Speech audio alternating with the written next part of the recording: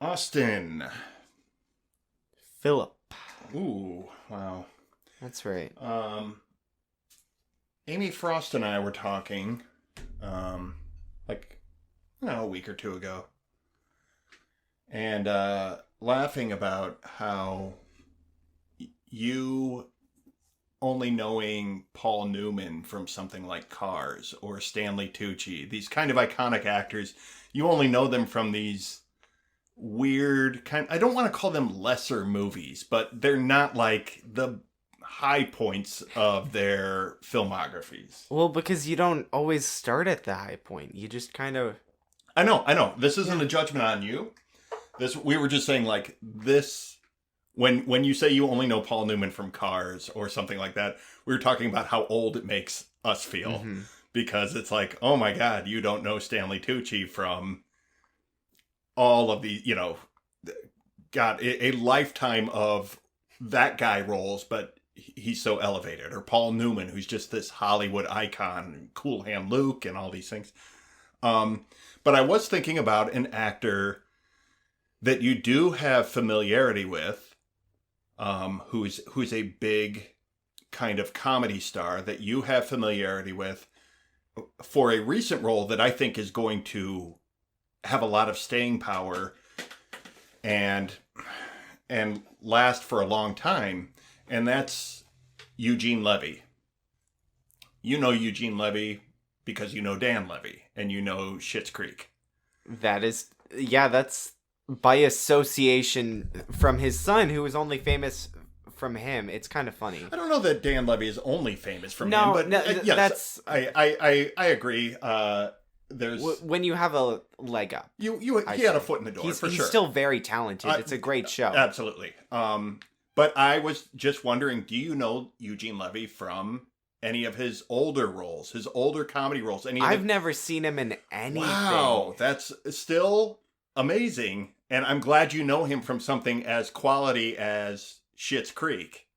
Mm-hmm. But I just was wondering if you know him from. I mean, this guy's been he's been a known comedy player for 45, 50 years. You know what I mean? He was It's so weird because the way he does comedy in Schitt's Creek is like this very like dry. It almost that's feels Eugene like Levy. Yeah, it feels like he just started. It feels like he's kind he's of this unsure of businessman. himself. Yeah, yes, very nerdy. Right. His son was like, "I've got this show. I guess you can play a role," and he was like too uncomfortable to say no, so he just took it. Like that's what it feels like. It's that's interesting because I don't know. He was big in the '80s. He was always like a supporting player, and I'm trying to like nail down like what the Eugene Levy movie that you should see is to see him when he was a little bit younger, to see him a little more in his kind of heyday. And I'm thinking there are things like Splash where he plays like the scientist who's trying to prove there's a mermaid. okay. Well, then I have officially seen a Eugene Levy movie Have because you I've seen seen Splash? Splash. Yeah. Have you seen any of like the Christopher Guest Of course I've movies? seen Splash. You know your wife, don't you? Right, yeah, the '80s movie queen, yeah. But like Uh, any of the Christopher Guest stuff, like Best in Show, or I guess I have seen. I've seen American Pie. He's in Cheaper by the Dozen apparently, but I don't. I don't know. He's probably one of the billion kids. See, Father of the Bride. Is he in Father of the Bride? Really? Weird. Yeah, National Lampoon's Vacation. He's he's in the opening scene of National Lampoon's Vacation as the used car salesman, and he is so hilarious in this one scene that he's in. Oh, hey! Here's a reference to my childhood. He is in the 2006 animated movie Over the Hedge. Okay. I think he's the main character in that now that No, the main one of characters the- I remember are Gary Shandling plays the turtle, and Bruce Willis plays the raccoon. Okay. But he's probably one of the other million animals in that movie. Yeah. He's something in that. Yeah. No, Eugene Levy's been around forever, and I just wondered if you had any other reference points besides Schitt's Creek, because he has this big career, and I think if you like him in Schitt's Creek, I think you would like a lot of the other stuff that he's done. Yeah, he's been working for a while. He's like a comedy legend, really. Like, he was on Second City TV in Canada, and just in every comedy, it felt like in the 80s. So when Dan Levy hosted SNL a couple months ago, there was this really, I don't know if I saw it on Instagram or something, just really sweet picture of Eugene Levy backstage, kind of in the wings of the stage, watching Dan Levy give his monologue, just kind of being a dad. That's awesome. Kind of cheering for his son, and it's really sweet. That is sweet. But how's For Your Consideration? Because that's a title I've heard. I have no idea. I don't know what that is. Okay. What year? It's 2006 or something. I don't know. Dan Levy. Eugene Levy got sort of lost in a straight-to-video phase of his career at some point around there. Yeah, we all kind of wind up there eventually. No shade. Like, a lot of great actors go through but he did like all these like straight-to-video American Pie sequels. Oh yeah, I saw that. There's like Yeah, American Wedding and like a ton of them, and it's just sort of like, okay, he's working, and I think, you gotta love that, like, Christopher Guest, and he kept being brought into these good projects and kind of brought him back around again, and something like Schitt's Creek kind of just brought him to a whole new audience like you. So, yeah, all right. That's different generations have different reference points. That's right. Yeah, sure. Who's the actress for Jessie in Toy Story? Because she's another one. Joan Cusack. Joan Cusack. Okay, yeah. Her and John Cusack are siblings. See, I don't even know John. Yeah, you like would. You've talked to me about him before, but like if you saw him, you'd go, oh, that guy, and you'd probably rattle off some obscure movie that he was 2012. The movie 2012. Yeah, the movie I haven't seen, but you were a kid and you're like, this is awesome. Like, that's John Cusack. He's in that movie. Yeah. Okay, Joan Cusack. Am I saying that right? Yeah, Joan Cusack. I always Cusack, doubt myself. Yeah. I think I first saw her in a series of unfortunate events, and so she's forever maybe, yeah. She's forever that to me. She's also in Shameless as this germaphobe that doesn't leave her house, and okay, yeah, I have seen her on Shameless. She's one of the best characters on there. So. They're both, John and Joan Cusack are both in 16 Candles. Way back in the day. She's in School of Rock. She is in School of Rock. She's the principal. Yeah. Yeah, she's the uptight principal that Jack Black kind of... They're both in a movie that I'm probably going to eventually bring on here called Gross Point Blank, where John Cusack is a hitman and Joan Cusack is his secretary. Interesting. And he's a hitman who has to go to his high school reunion. It's a very dark comedy. It's very funny. And very dark. I could pick the name, but yeah. Okay. Well, it takes place in Grosse Pointe, Michigan. Oh, that makes a little more sense. Yeah. It's a pun. Then I like it. I'm on board, guys. Changed my mind.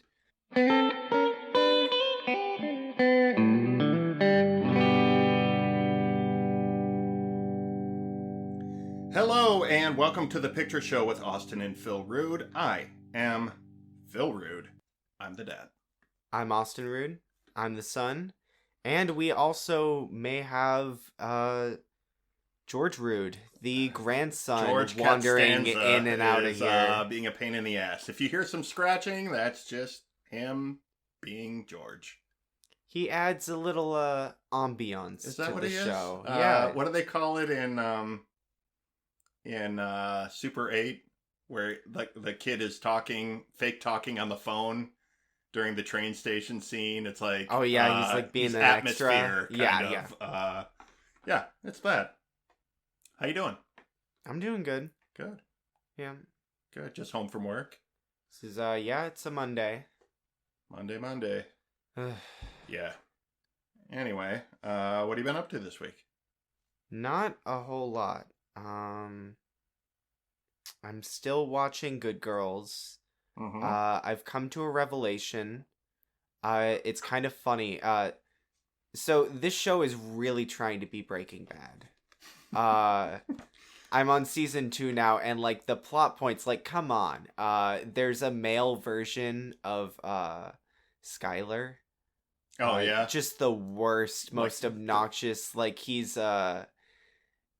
owns a car dealership and he's cheating on his wife and just like annoying all the time. I do defend Skylar White more than most people do, but yeah, I get it. The buzzkill who doesn't want their Right. spouse doing crime. Oh, God. Come on, we're just here to watch people launder money.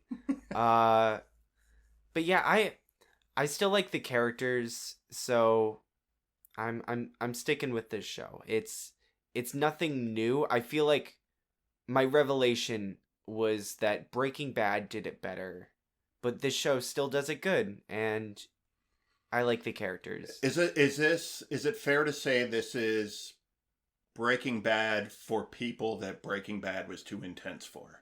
Yes. Okay. Yeah, it's a lot less intense. Because, I mean, that's just like the network TV line. Like, I mean, it's even like you know exactly what's gonna happen. I can guess every time because the way they set things up, just Right. like yeah. you already know ahead of time. No, that's fine.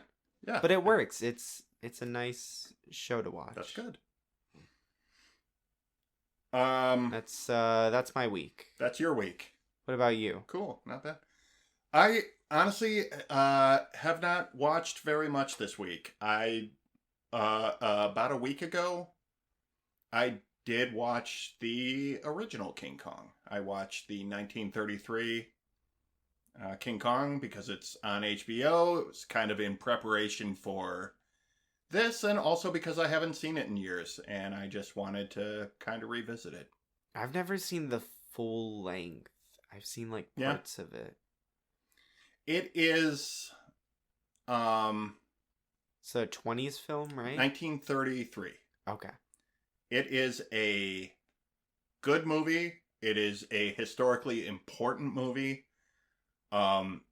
It's also like an insanely dated movie. Like it's a little hard to watch and take seriously, but Boo, this CGI sucks. It's not even that. Like that's the impressive part of the movie is like yes, it looks silly and goofy, but for the time you understand like, oh, this is very cool and you buy into it and all that.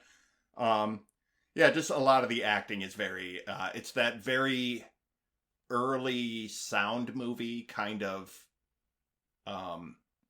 like they were still acting for the stage kind of, you know. Oh yeah, like big over yeah, very big. But it's silly, it's goofy, it's fun, and I do recommend that people who have never seen it watch it. Give it a shot. It's a really interesting kind of time capsule movie. And I think it's like a historically important movie, especially since we keep making King Kong movies. I think it's cool to look back and see where it all came from. You know what I mean? Yeah, I see it as an important like just a marker of sort of like where we've been. Yeah. That's I'm always quick to say like that doesn't make a movie good just because it's historically relevant or culturally relevant. Like there can be a movie like 12 Years a Slave that's like really impactful and has a message, but like just isn't executed well, and that doesn't mean that the message is bad, but it could still be a bad movie. I've never seen it. This week, we watched the 2017 adventure monster movie Kong Skull Island, in which a team of scientists and soldiers venture into territory of Kong and must fight to escape with their lives. This movie stars Samuel L. Jackson, Tom Hiddleston, Brie Larson, John Goodman, John C. Reilly, Shea Wiggum, Mark Evan Jackson, and Toby Kebbell as both Chaplin and Kong. This movie was directed by Jordan Vogt Roberts, and written by Dan Gilroy, Max Borenstein, and Derek Connolly. I don't know how they had to blackmail as many people to be in this movie. Like there is a crazy cast in here. It's a great cast. Richard Jenkins also in this movie at the very beginning. He plays the senator. Right. You know Richard Jenkins from Shape of Water. He's the gay next door neighbor. And also a trillion other things. Richard Jenkins. A lot of small roles. He's great, though. Like, every time he's in something. Step Brothers. He's the dad in Step Brothers. I love Richard Jenkins. I think he's one of these, like, great character actors that we have right now. But this was your first time seeing this movie. It was. Not my first time seeing a King Kong movie, though. Which right. Leaves an interesting... Well, this is one of those things. I didn't want to watch this movie. Not like... Well, thanks. Not when you showed it.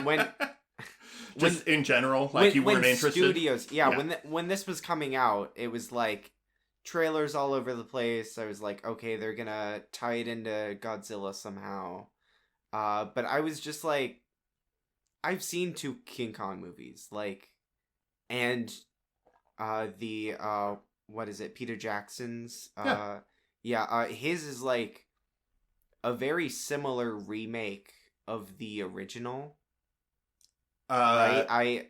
Plot-wise, it's very similar. Plot-wise, it's nearly exact. He just did what Peter Jackson does and beefed it up, like put in a bunch of extra characters. He made it an epic, pretty much. Took some of the racist elements out, and not that the original King Kong is horrible, but there's a very stereotypical like Chinese cook on the ship, right? And he replaced that with like an Andy Serkis character. Do we want to just talk about the elephant or the giant gorilla in the room and talk about Peter Jackson King Kong for a minute? Yeah, we can.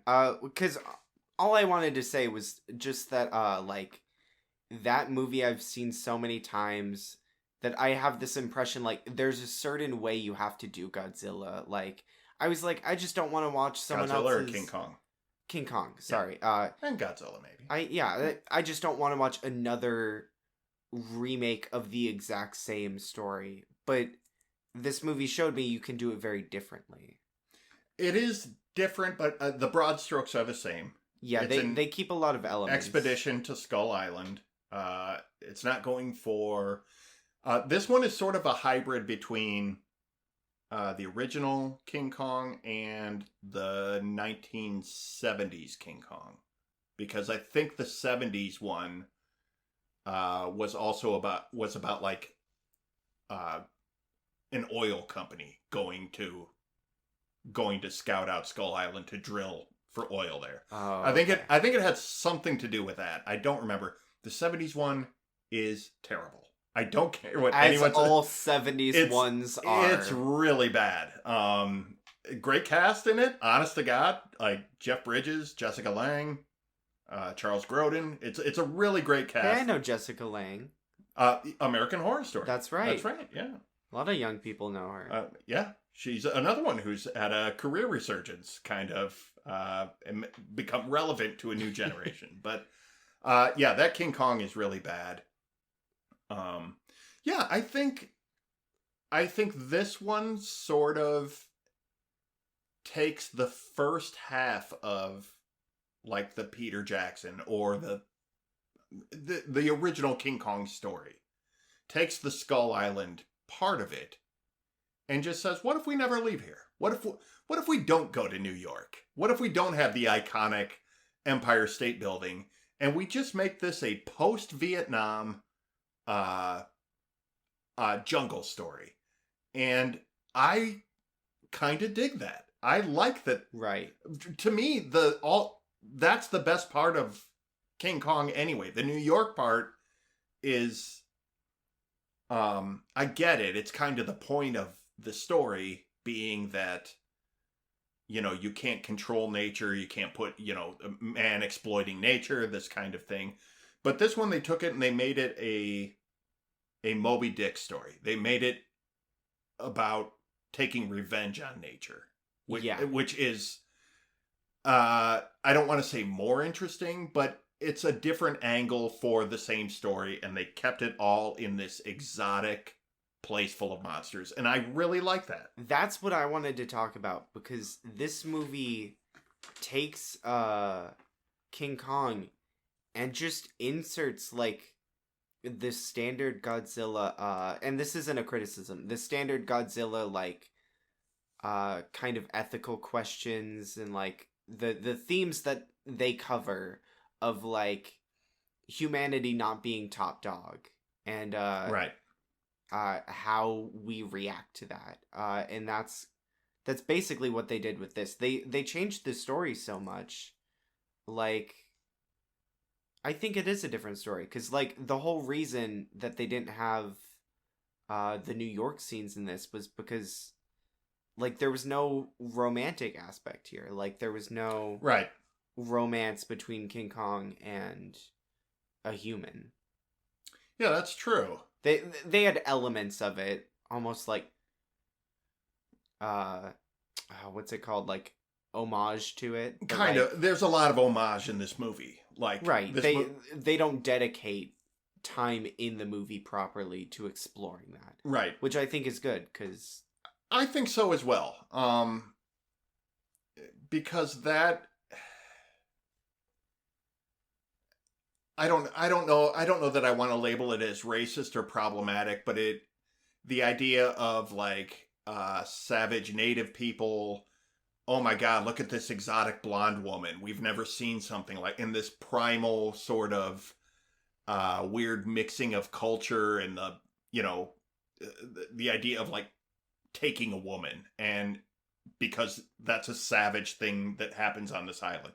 Like all of that stuff doesn't need to be in this movie. You know what I mean? Like, yeah. and especially if you're not going to cap it off with the New York thing where he goes crazy, and the entire reason like that is a problem with the original movie, is like the entire reason he goes crazy is because he's looking for this woman that he is in love with, not because he's a piece of nature being caged and put on display. Mm-hmm.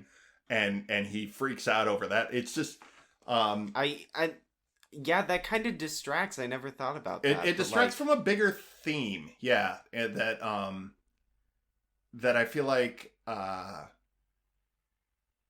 it's almost like we want to make this point about this, but we're not committing to it. I'm talking about the original King Kong. Mm-hmm. This movie, Kong Skull Island, it doesn't even attempt to make that point. It sort of like brings up points and then lets them go. I would say the biggest point that it commits to is the Captain Ahab story that Samuel L. Jackson's character is on. This obsessed with revenge against nature kind of thing. And I like that. I like that that's the one it gloms onto. Yeah, there's that. There's also like the weird Lost in Time guy. Oh yeah, on the island. John C. Reilly is the World War II pilot. They dedicated a surprising amount of time to that. I just kind of thought, oh, this is a goofy little side thing, and then it kind of turned out to be like the end of the movie. Like they capped it off with, this is our happy ending. That was weird. That was really weird. And I'll also say the beginning of this movie is also weird, because like seeing him and the Japanese pilot crash on the island, like, we don't need that.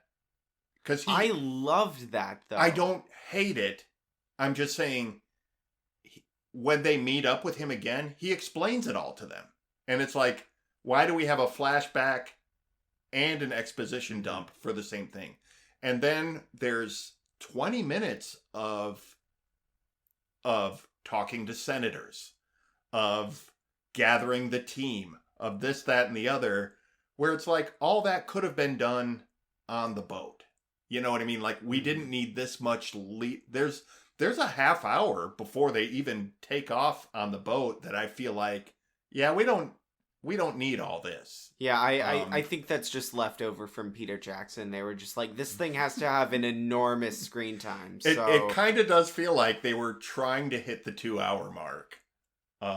But they really didn't need to. This movie could have been in and out in hour and a half, I think. I liked how they introduced Skull Island though. I was like that was so cool to see like the big hand.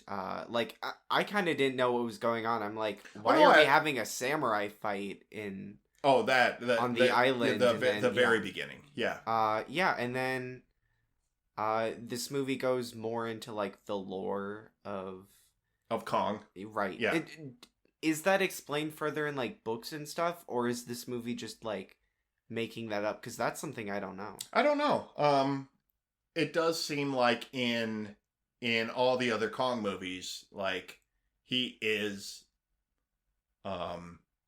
sort of king of the jungle, kind of like he does fight dinosaurs. He does do all this other stuff.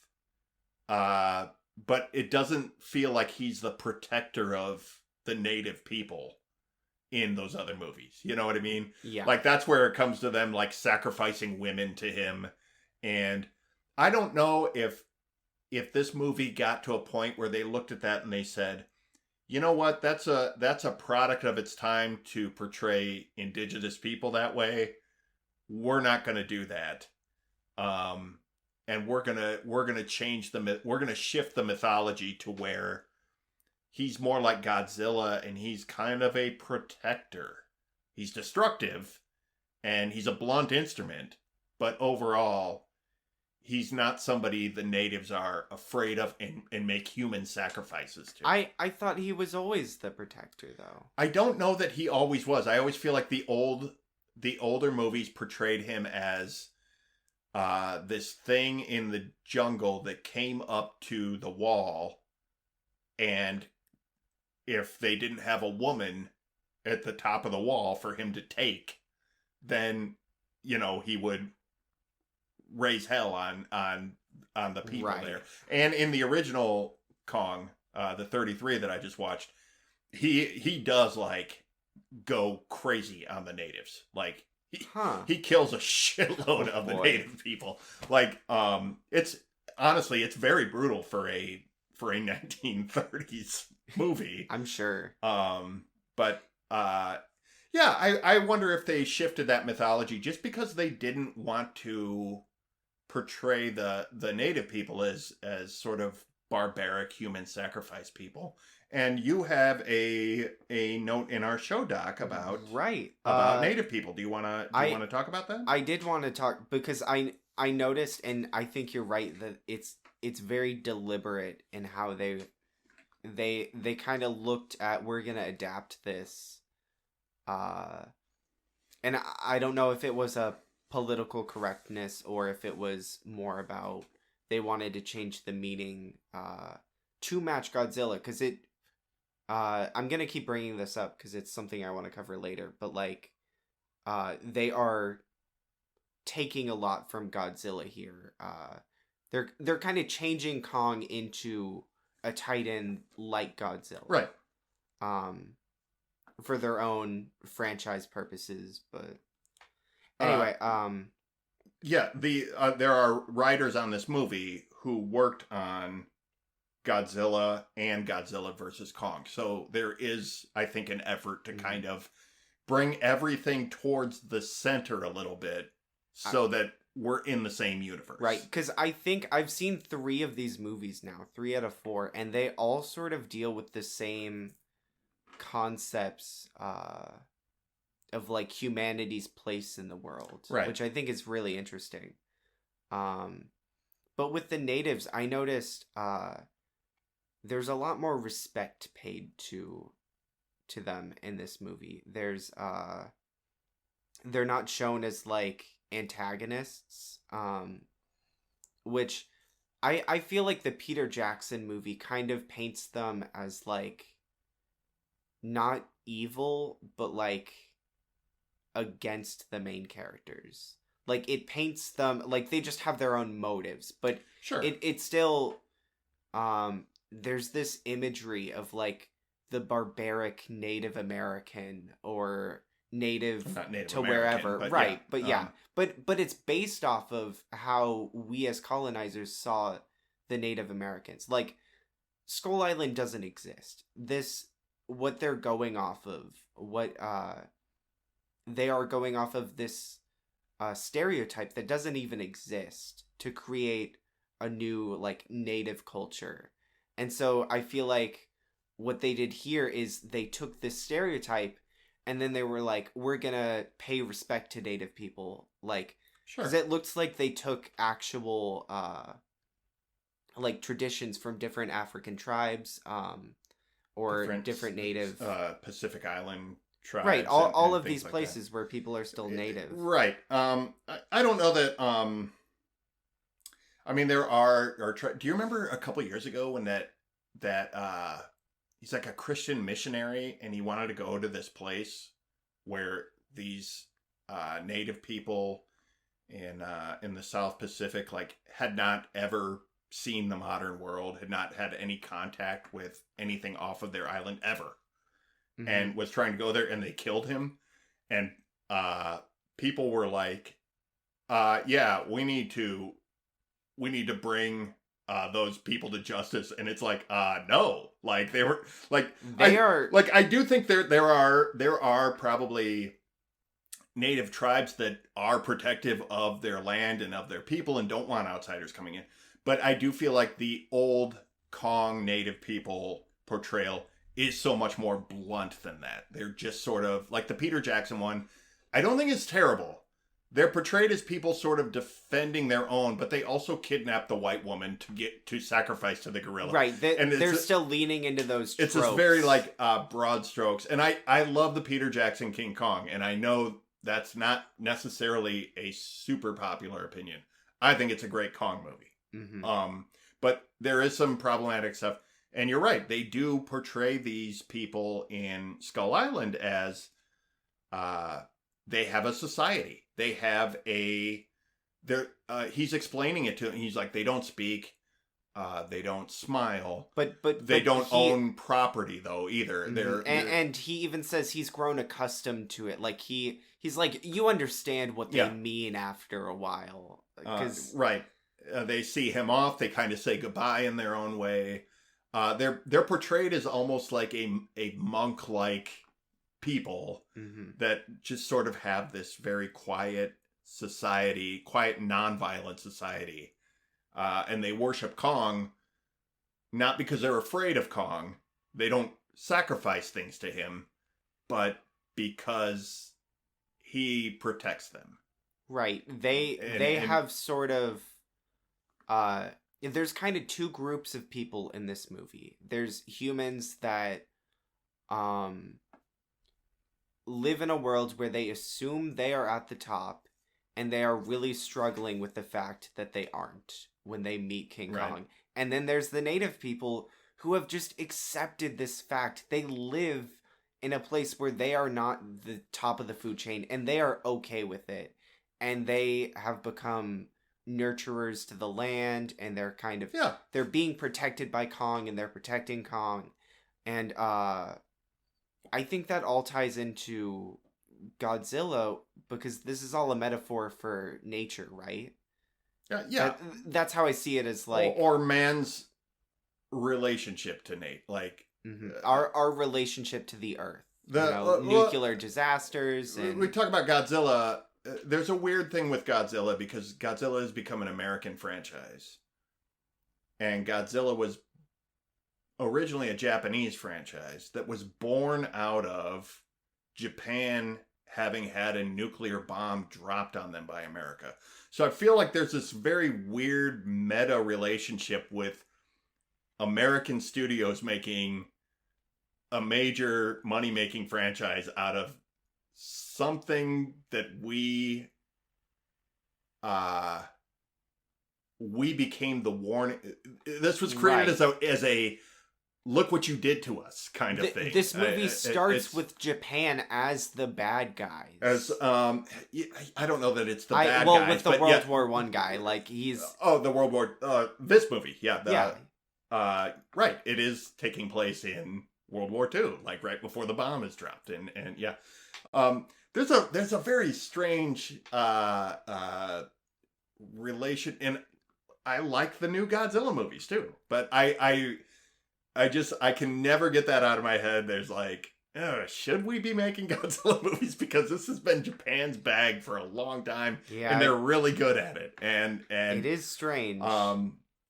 But Kong and Godzilla, there was a movie with them in the 60s as well. Like there's a history of like weird crossovers with all of this stuff.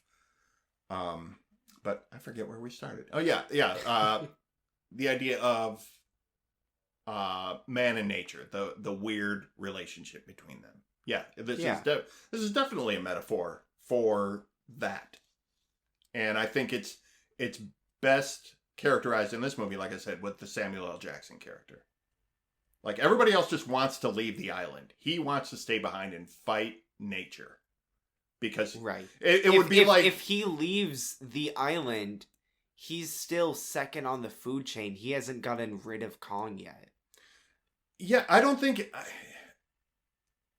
You don't think it's that? I don't think it's that. I don't think it's that he's not the top of the food chain necessarily. I think it's that he lost men to it, or at least that's what he's saying. But also that he just sacrificed so much in Vietnam, and at the beginning of this movie is when they are pulling troops out of Vietnam. Right. So he's like, I just lost one war in the jungle. I'm not going to lose another one. It would be like... He stopped those men from going home, too. Yeah. They were ready to go. He wanted to go back and fight. Them. Yeah. And it was... he's sort of portrayed as like the quintessential warrior who I live to fight. And I don't lose. And all this machismo... But it boils over in this movie to something ridiculous. Like, we got hit by a hurricane 3 years ago. It would be like, okay, I can't wait for another hurricane to come through here so I can kick its ass. Like, as revenge. You know, and it's just sort of like, it doesn't work that way. And trying to murder a giant gorilla is just as stupid as that. And I like that he doesn't get it, that he's too blinded by that. As silly as it is, I don't know. I like it. I like that part of this movie. And I think Samuel L. Jackson sells it, because I feel like he's the only character who was a character in this movie. I agree. Because the rest are just actors being famous actors, I feel like. That's kind of it. Brie Larson, I'm sorry, you are very clearly only trying to look hot in this movie. Like... the way she's holding the camera and like just, oh, my hair is just naturally flowing. I'm not going to pull it out of my face. Like, I don't know. There's a certain level of bombacity with it. Sure. Like, everything is shallow in this movie. The relationships that we're told that characters have between each other, we only know they have those relationships because they tell us. They just partner up at some point, and they're like, Tom Hiddleston and Brie Larson start hanging out for no reason. They don't have any chemistry. It just is like, oh, they're together now. And at the end, there's like a weird romantic moment with them, and it's just sort of like, I honestly did not notice. I don't buy this at all but now it's here just because you're telling me it's here. Shea Wiggum as the one guy, he's like half of a developed character. I kind of like what he's doing, but there's no development. They skip over all the development, and he just sort of hits these points where, like, I like the part where he's telling the story of, like, I took this rifle off a Vietnamese farmer who had never seen a gun before we showed up, and you make enemies out of these people. And it's like, wow, that's on track to be an interesting character development point and to make some sort of story about this, they follow up on none of it. They follow up on nothing. And it was just a cool quote. It just, he's going to sacrifice himself at the end. But you never get this sense that he is a person who would sacrifice himself, that he is in some dark hole, that he's scarred by Vietnam, anything. Like, they just sort of drop these characters in. They go, here's who these people are. Here's what their relationships to each other are. All right, now go. And that's it. Do you know what I think that is? I think that's like the writers writing something and then the directors just kind of being like, yeah, okay, but we have a limited amount of screen time here. Right. And we're showing monsters. We're showing monsters and helicopter porn. We're going to have 8 million slow motion shots of Army helicopters, which do look cool. It all looks cool. You can make your ethical points or whatever, but do it at this time. I don't know. I feel like this is a bit of a lazily written movie from the human point of view. I feel like there's parts of it that are good and on track to be interesting, but at the end of the day, what I like about this movie is King Kong. I mean, it really is. Like, the director saying this needs to be about helicopters and monsters is not wrong. It's the best stuff in the movie. The mythology of this stuff, and the native people too. But I think a lot of the human characters are so lazily written. And I wonder if you made mention of this during the opening credits of this. You go, 3 writers, because we've talked about how I don't know if we've talked about it on the show or just talked about it in general. Like, if you see a movie with like a ton of writers on it, it usually means like it's a shit show. They've meshed like 5 scripts together into one. Yeah. And I think that might be part of the case here, but I also think it might be part of a result of making a movie and then having to have it fit into a franchise you know what I mean? Like, yeah, the idea of, here it is, and then they hack it up because they're like, well, this can't happen because this has to happen once he meets up with God. I don't know. I haven't seen Godzilla vs. Kong yet, but I do know that a lot of stuff in terms of franchises, it gets carved up and cut up because it has to fit in a certain area. Right. This is an incomplete movie, I think. I think this movie, and it kind of feels like it at parts, it's a stepping stone in a direction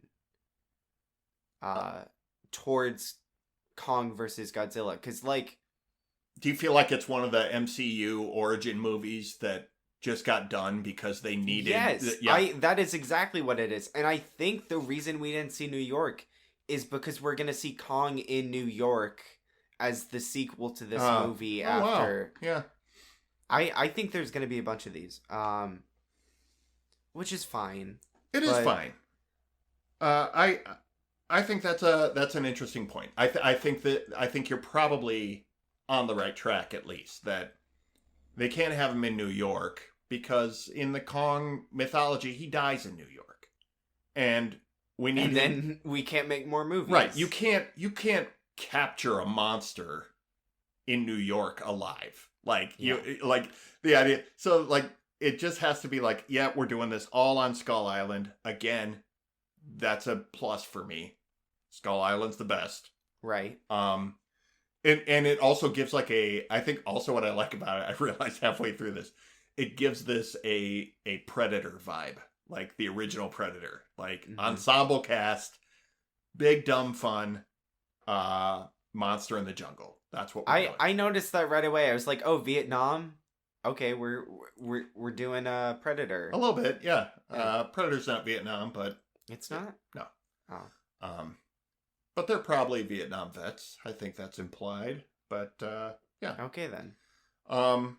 Um. Yeah. This is a movie. I wrote this down in several places.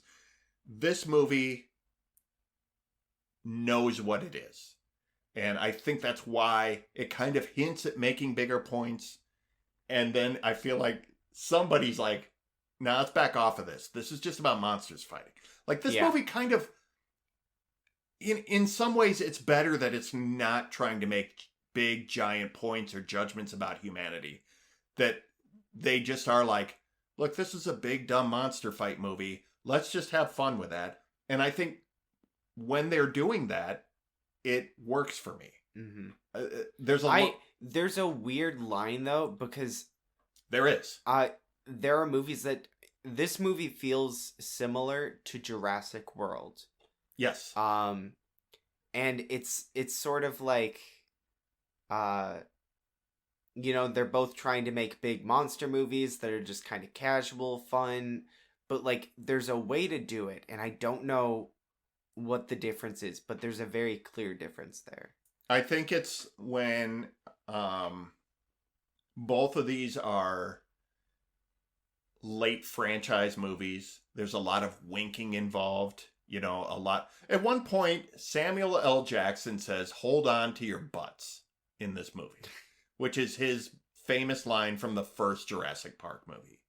And it's like, did you really just say it? It is... I mean, you want to talk about something that takes you out of the movie. Right. It's silly.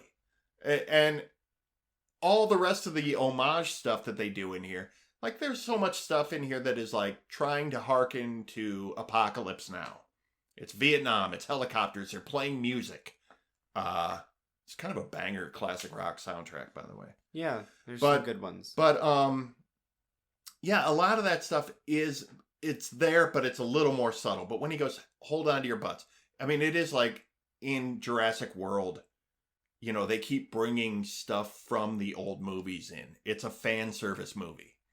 Mm-hmm. Both of these are kind of like late franchise revivals that don't trust themselves enough to engage with an audience. So they're having to pull in all this old stuff and wink at the audience too much. It's a compilation of things that have been proven to work in the past. It's a greatest hits movie. Yeah, that's a good way to put it. It's a remastered, like, let's shake it up. Okay, yeah, it's shake up the box and send it out, and they'll like it. But honestly, like, for as much as I am gonna say this is a bit of an average movie, and that's fair. And Peter Jackson is boring, but I do think his Kong movie is better. But I like this movie because it showed me that there's more you can do with King Kong that I didn't realize before, and maybe other people didn't. Maybe people just... Because Kong has been done the same way over and over and over again. Right. And so this is a new way to tell the story. I will say, there's a slew of B movies. There's like Son of Kong and Return of King Kong and King Kong Lives, where there's a giant robot King Kong. You know, like there's all of these old Kong B movies that did try to do other things. Mm-hmm. They don't always work. Maybe we'll get Robot Kong versus Robot Godzilla. There's a robot versus Pacific Rim. Mecha Godzilla is a thing that exists in the Godzilla universe. So, yeah. I've not seen the new one. I am looking forward to it. I expect nothing but monsters punching monsters. And if that's what they deliver to me, I am fine with that. The kaijus, in some weird way, are kind of like the MCU to me. It's big, dumb, colorful fun, and just on surface level, I can enjoy that. I don't want them to get too deep with world building and trying to make big points. But I also recognize this is not a capital G great movie. Like, this movie is fun, and I've seen it on cable half a dozen times. It'll come on, I'll watch a half hour that of it. the helicopter scene is probably like It's great. what I'm gonna rewatch. It's really a well done thing, and some of the fights, the fight with the squid and stuff like that. I think the like ant thing that stabbed down from Oh yeah, above, that thing was probably the creepiest. I wanted more of that actually. more of the weird. I felt like bugs, there yeah. wasn't enough. I was like, there's a lot of set pieces, but I want more. Yeah. More just like the feeling of danger on this island wasn't enough. It does feel like there should have been more. Like the Peter Jackson. We're gonna keep going back. Peter Jackson did a great job of Skull Island is a freaking dangerous place. Mm-hmm. Like dinosaurs. When that scene where she's running from dinosaurs and Kong, and they're all fighting for her, and then the spider bug pit. Yeah. That was actually a scene in the 33 King Kong that was cut. It was considered too intense for audiences at the time. That's crazy. How did they even film that? Please tell me it's somewhere. I think the footage is somewhere because I think that's what Peter Jackson based his sequence on when he put it back in. Oh, okay. Good. But yeah, it's all there to show you like Kong is dangerous and scary, but he's not the only dangerous and scary thing out here. And this movie touches on it, but outside of the big skull dinosaurs, we don't get that much of it. You're right. I think it's because like in the Peter Jackson, they like have objectives throughout the movie. They're like, okay, we're going here to do this. It is kind of chapters, and then something like interrupts, and that's the danger. And so you feel like these threats are coming out of nowhere, and then like in this movie, they're like, we're gonna go through this super dangerous area, and someone's gonna be like, actually, that's a really dangerous area, and they're like, no, it's not. We're just gonna go through it. And so it's like, of course you're gonna get danger there, right? But if you took this path through the meadows, then you're gonna be fine. Right. No one takes the meadow path on Skull Island. It kind of is that. Yeah. At a certain point, you feel like this is a movie about people who just make bad decisions, and you know what I mean. Like, and it's kind of like, just get yourself off the island. But yeah, I don't know. I feel like that kind of covers it. There's not a lot of depth to this movie. This is another one like what's the Ready or Not, when we watched Ready or Not last year. And we're like, what a fun movie, and then we go to talk about it and we're like, there really isn't much on the bone here. Yeah, I think this movie is probably great to see in theaters, though. I think so as well. A lot of visual. I mean, the walking camera character is basically just there to show us cool shots, which is completely valid, I think. Yeah, there's some of the stuff like through the camera lens I wasn't a big fan of. The POV shots when Tom Hiddleston's running with the gas mask on and shooting things, and then they show like through the gas, and I'm like, just stop doing first person shooter shit. But when they would take like big wide shots of landscapes or Kong against the sunset with the helicopter, like great shots, unbelievable cinematography in the wide shots. And I agree. I bet in a theater, this movie was even more fun than it is at home. But as it stands as a whole, I think if you're a fan of King Kong and kaiju movies, you'll have fun with this. If like you're not really into it, I think you'll be like, this movie's okay. You know, like, right, I don't think this is a bad movie on any metric, but you'll like, get excitement and then boredom. I think you'll ultimately find this movie a little forgettable. I think it's fun, but I wouldn't push this movie on a lot of people. You know what I mean? Yeah. I would rather watch the Godzilla version of, you know, this the franchise. Newer version. Yeah. I think the first Godzilla movie is great. I what I'm trying to say is, like, in terms of the franchise of this, like I would rank this below the first Godzilla, but above the second. I think that's about right. Yeah. And probably a distant second to the first Godzilla. Like it's not right up there with it. That first Godzilla movie, as much as people complain, like, it is a light show, like 100%. But yeah, the big complaint I always heard from people is like Godzilla's barely in it. But if you watch Japanese Godzilla movies, like Godzilla's barely in those movies too. It's sort of like that's a weird complaint. I've never. Yeah, he's only like if someone did the screen time and it's like 14 minutes.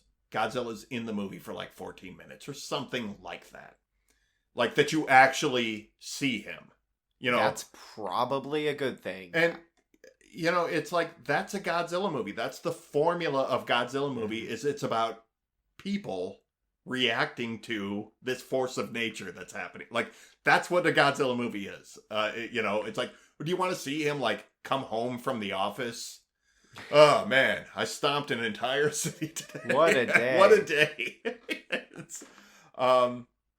But yeah, I don't know. Maybe see this if you're gonna watch Kong versus Godzilla. I am gonna watch that movie.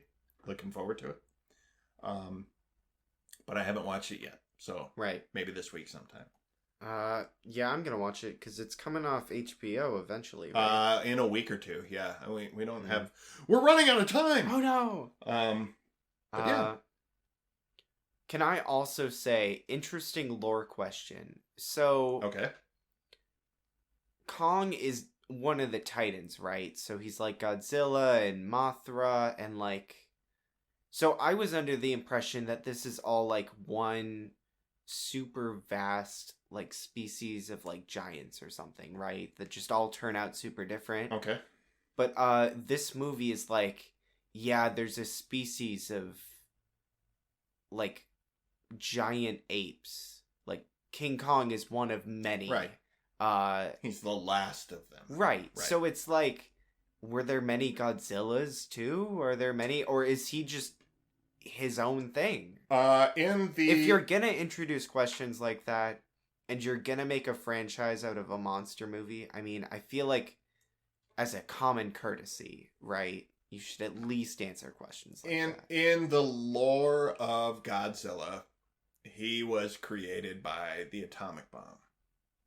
Right. Or the atomic energy bombs, whether it was, you know, the Hiroshima bomb or like the nuclear tests in the Pacific Islands. Mm-hmm. In the lore of Kong, Skull Island is the land that time forgot. That's why dinosaurs are still there. You know, like it is a place where nature took the turn and made everything enormous. Right. That's it. I don't know that they're related. I don't know that they're the same species or the same family.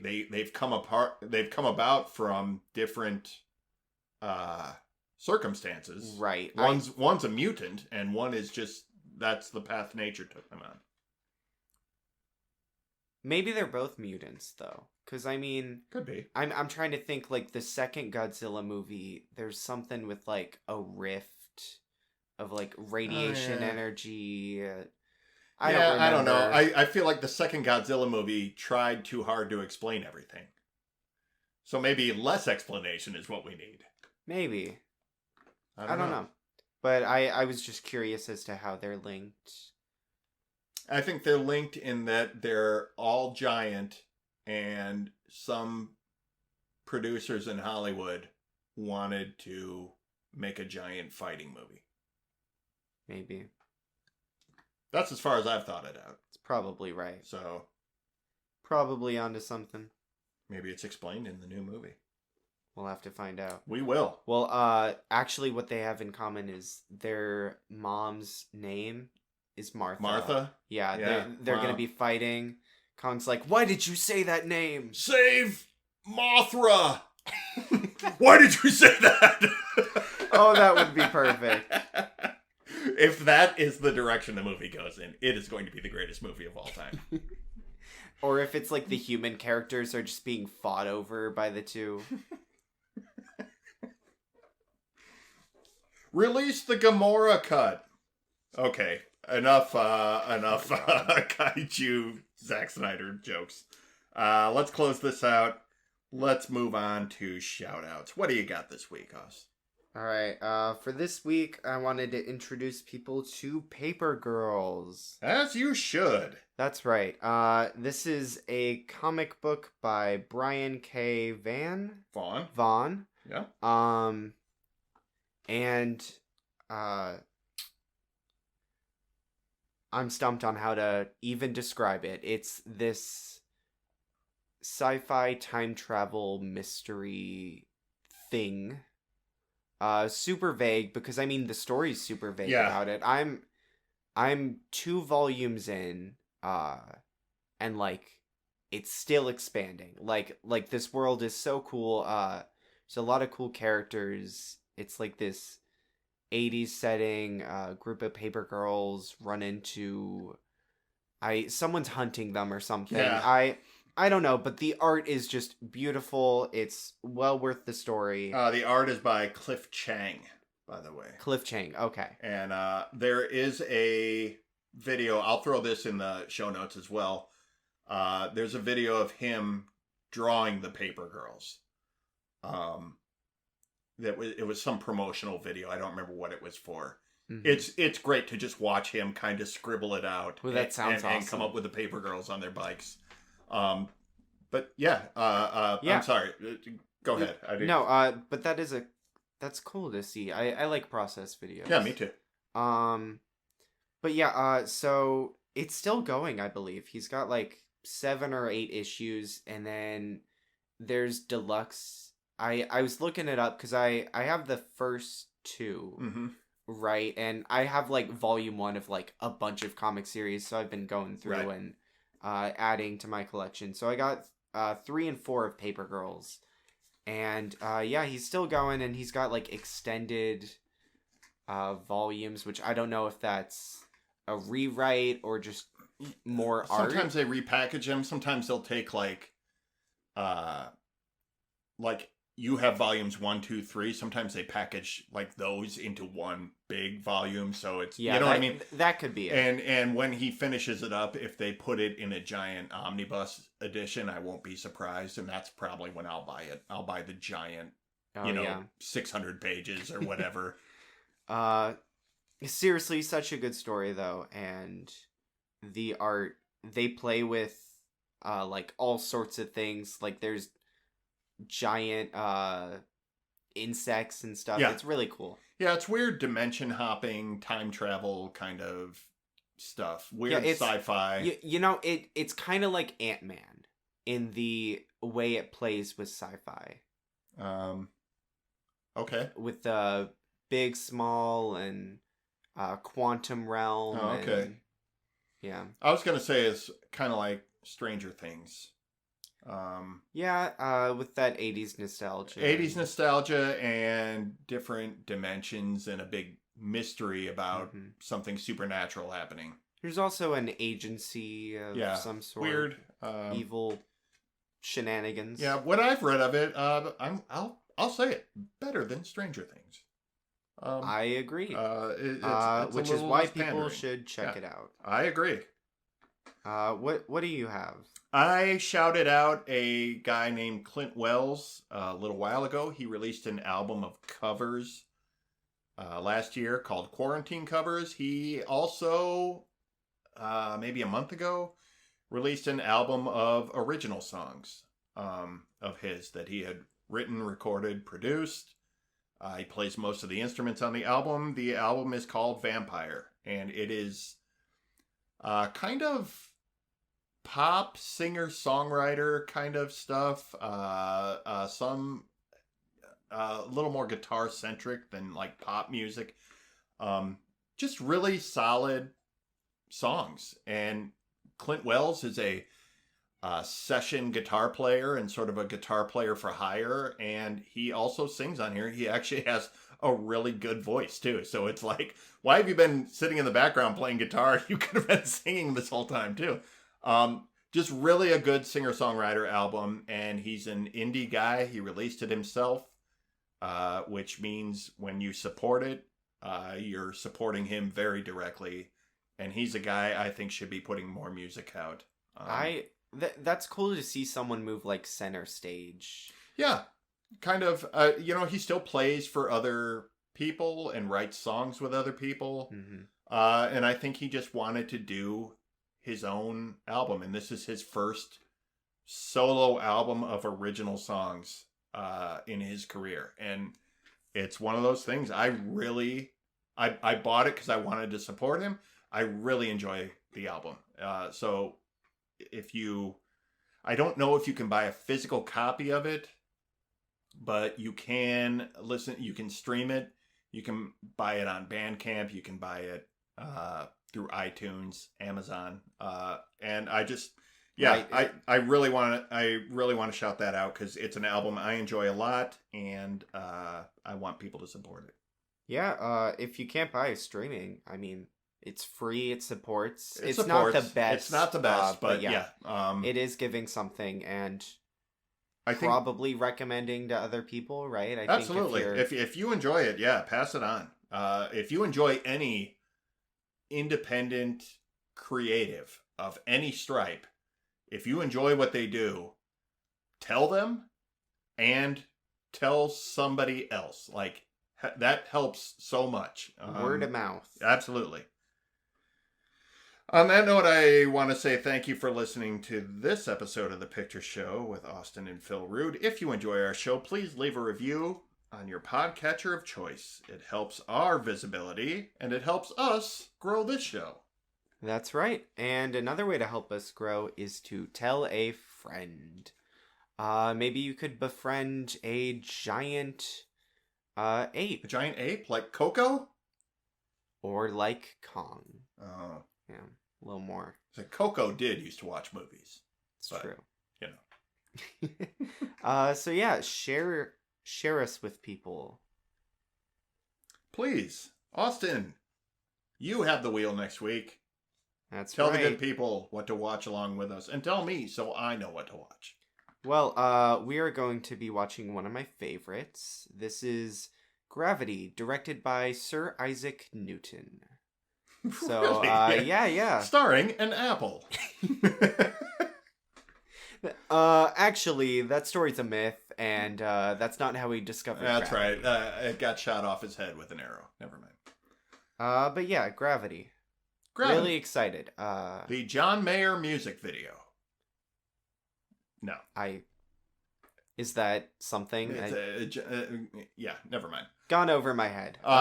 Sandra Bullock, right? Space, yeah. George Clooney. She's.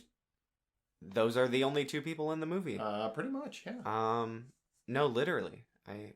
It's those two. Well, there's voices. I think there's a voice. Such a good movie. Honestly, though, it's one of those ones where I'm not sure if it's going to be if we'll have a lot to talk about other than, whoa, wasn't that good? But, I think there's we'll find things to talk about. I think we can find stuff in there. There's a message. There's groundbreaking at the time CGI. I know a lot of behind the scenes stuff, so cool. I think I might be ranting about that. All that and more. All right, as long as you don't sit there and pick the science apart. We don't care how space really That's not works. how microgravity works. Nobody cares. Sandra Bullock, your hair wouldn't look like that. You just got out of a spacesuit. Actually, Thanos couldn't actually balance a knife on his hand because his hand is a flat plane. I'm sorry. Did you know, though, that you can't... Shut up. Did you know you cannot snap wearing a metal gauntlet? It's impossible. So... That is the only reason that we're safe from Thanos in the real universe. Wow, that just ruined the entire movie for me. Only in a movie can you snap with the glove on. Oh my god. Go watch a Eugene Levy movie. Austin, tell us your social media. I am Austin N. Rude and Austin.N.Rude and Old Who Review. I am philrude.com.